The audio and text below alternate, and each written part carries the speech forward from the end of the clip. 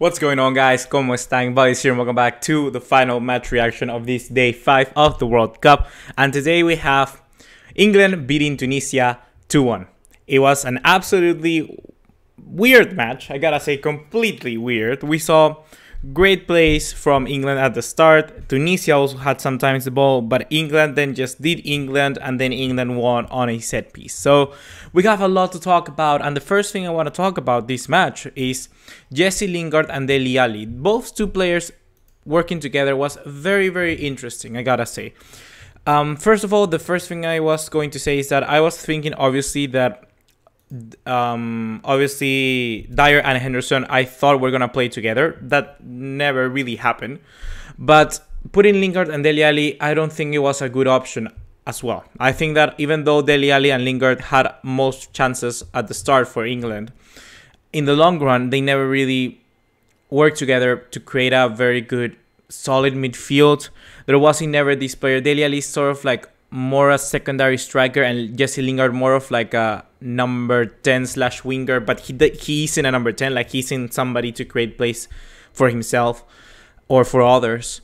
But I don't know, I thought I would have taken somebody like Ruben Loftus-Cheek right into the get-go. I thought his substitution later on was really, really well, but that's just something I want to mention. I think that there's a problem in that midfield. There are not too many players in that same role. I certainly would have taken somebody like Fabian Delph perhaps, or Ruben Loftus-Cheek, like I said, instead of Lingard, and Lingard bring him on because he's a really good substitute.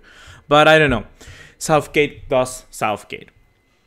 After that, I was very also not disgusted, but like impressed that people like Stones and Maguire were missing so many small passes. Like Stones were gonna pass it on to Walker, and he just passed it on like 2 yards to the right. And it's like stuff that obviously makes you wonder if they are the best center backs right now for England. And even though they have been getting a lot of game time, probably Maguire is the one who has gotten the most. And you have then Walker, who's a right back, playing a center back. I don't know. I absolutely do not know whether that is a good move or not. Moving onwards, we're going to talk about Sterling. Because Sterling missed, I think, one of the worst chances I've ever seen. One of the worst misses I've seen in this World Cup so far. It was like Sterling was, I think it was Lingard who had through the left, and then he just passed it all over for the defense, and then Sterling was there, had a completely open net, and he missed. And it was like, oh, great. Just Sterling, just England doing England. Like, I thought England were going to do the same, but it was good because they showed character, and at the end, they got the win. That was great. That's great. We saw, once again, great passes from Henderson, Dele Alli, which I thought Dele Alli should have shot for another chance. Lingard got a second chance then when one of the Tunisian players, the center back, got off track, got focused, and then Dele Alli just like kicked the ball right out of his feet, steal it, and pass it on to Jesse Lingard, which Jesse Lingard had a great chance, but then the goalkeeper, who Hassan, I think was his name, or Hassan, who got injured later on, he got substituted. But in that one, Jesse Lingard could have scored a goal right inside the 8th-minute mark or something like that.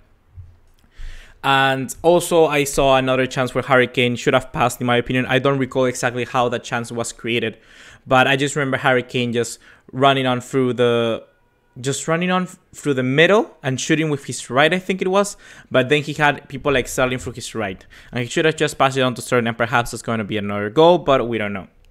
But after that, it doesn't matter. That goes into a corner, and then the corner kick, it was Young, I think, who took the corner, and then it was Harry Kane just being Harry Kane and scoring a goal. It's Harry Kane getting his first goal here in the World Cup, and I think he's going to be one of the real mans to watch in the terms of goal scoring potential, because he's really, really good. I think him, Lukaku, and people such as who could also be a top goal scorer? Tell me down below, who do you think will be the top goal scorer for this World Cup? Who's going to be your shout for winning the Golden Boot here in this Russia 2018 World Cup? I gotta say Harry Kane, perhaps somebody like I don't know, like Antoine Griezmann. I don't know.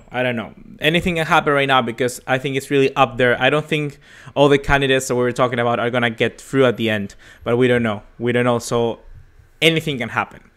After that, we saw getting the goal England, but once again, it's another big team that just takes the foot out of the pedal and really starts to come comfort with just having one goal. I don't understand why that is happening. Like, we saw Brazil doing that, we saw Argentina doing that, we saw Spain, Portugal doing that, we saw Belgium doing that. Belgium, I think I already say Belgium. And England doing this now. Like, they are taking the foot off the pedal and they're just settling with the one goal. But they don't understand that the other teams on the other side of the pitch, they're just gonna go out there and get them. And most of the teams in most of the other matches manage to score one goal. Iceland and here Tunisia, for instance.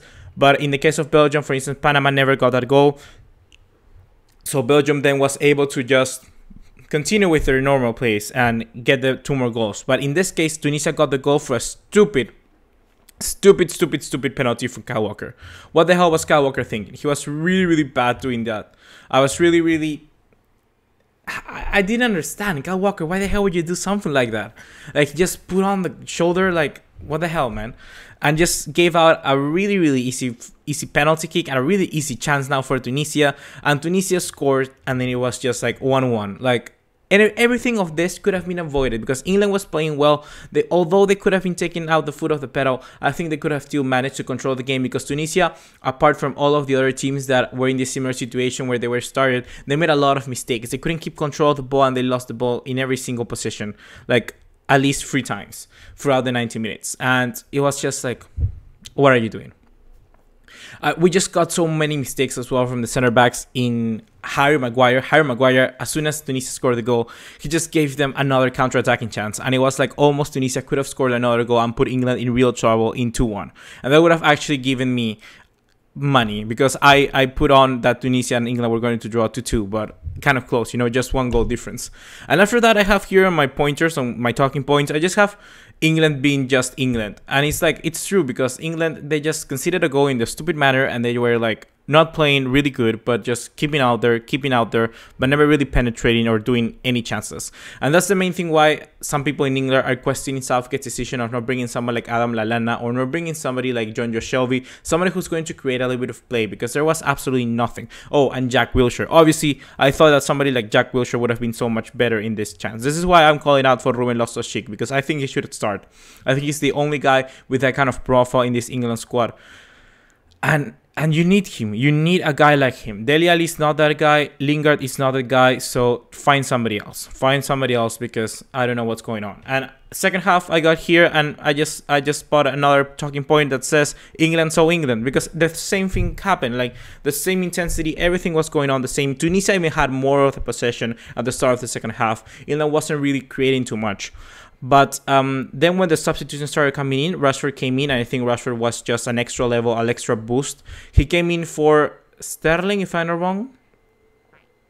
I think he came on for Sterling, and I would actually remain with Sterling and Rashford. I just think that having those two on your side would have created so much better opportunities, just opening up the defense for Tunisia, making it easier for people like Harry Kane, Lingard, and Dele Alli to play within the middle. It would have been so much better. Then Dele Alli came out for Ruben Loftus-Cheek, which, like I said, in my opinion, could have started and should start because he's the only guy who knows how to do that. And at the end of the day, Harry Kane gets a goal from a set piece in the final minutes of the game. Insane. He was a really good header. He's exactly what every striker needs to do. He's patient. He positions himself, looks around, nobody there, buffs up, and then just puts the header in with complete composure and absolute world-class performance from Harry Kane. Got 2 goals, and damn, will you look at that? England are winning 2-1, and they're drawing on for Belgium in the top spot. Now Belgium are even higher because of the goal difference, but I was already making the math to see what would happen if England were going to draw this game. It was probably going to be something that's going to happen. Like, I thought really England were going to draw this game, and it was almost really close. It was a similar game to the game of Uruguay, only that I think Egypt are better than Tunisia, and I think Uruguay are better than England. But yeah, similar thing. And afterwards, I want to talk about one more thing, but I don't have it right here. I was thinking up here. Yeah, one more thing. One final thing before leaving. I want to mention that why is England playing this 3-4? With this, no, it's 3-4-1-2. It makes absolutely no sense. Like, they should have played with a back 4 because if they're lacking creativity in the midfield, Kevin Trippier or Kieran Trippier and Ashley Young are not gonna do that for you. I think you should have put Ashley Young, Kieran Trippier, Harry Maguire, and John Stones. Or no, Kyle Walker, John Stones, Maguire, and then just put on Ashley Young, Pickford, and then have 2 CDMs, one with being Fabian Delph, the other being Jordan Henderson, and then putting Dele Alli in the middle, then Rashford, then Sterling, then Harry Kane. That's an absolute, like, easy formation to understand. And I don't see why in the world wouldn't you play another formation that doesn't have a free at the back. It makes absolutely no sense. Kyle Walker is not a center back, and you're not doing too good with them. Just change out the formation. Similar with Belgium. Like, why is what's your necessity to play this formation? I don't like England's formation. I really don't. I really absolutely don't like England formation. And the same with Belgium. Makes absolutely no sense. With Belgium, kind of make a little bit more sense because they got world-class center backs. Like, they have probably in the top 10 list of center backs, they got 3.